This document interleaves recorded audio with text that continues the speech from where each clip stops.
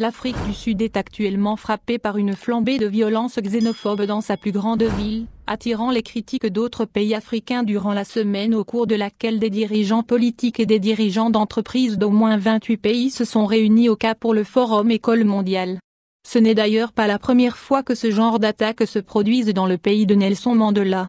Les cibles principales cette fois sont les Nigérians et les Zambiens.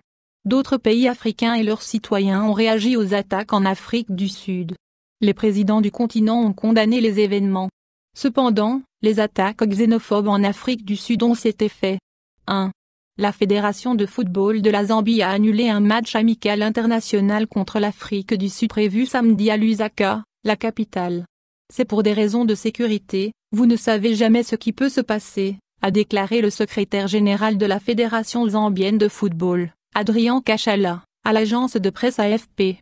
Nous voulons nous assurer de la sécurité de notre équipe, a-t-il ajouté. 2.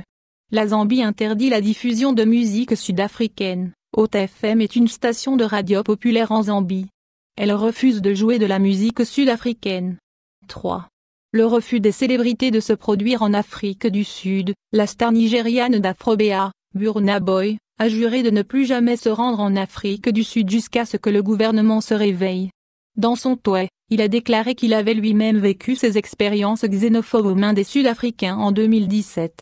Une autre chanteuse nigériane, Tiwa Savage, a également annoncé sur Twitter qu'elle se retirait d'un concert auquel elle avait prévu de se produire en Afrique du Sud en septembre, condamnant le massacre barbare de mon peuple. 4.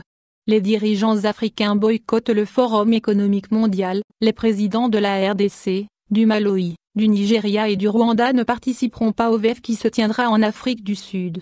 Il a également été rapporté que d'autres pays africains vont également boycotter l'événement en raison des attaques récentes contre des ressortissants africains dans le Gauteng. 5. L'ambassade d'Afrique du Sud au Nigeria fermée. L'Afrique du Sud a fermé ses missions diplomatiques dans les villes nigérianes d'Abuja et de Lagos après avoir reçu des informations et des menaces de la part de certains Nigérians, a déclaré la porte-parole du ministère des Affaires étrangères, Linganjangolo L6.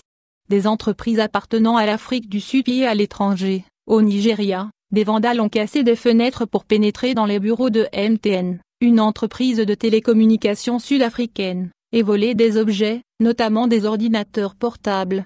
Ils ont également pillé des magasins appartenant à des Sud-Africains. Une situation similaire s'est produite en Zambie. 7.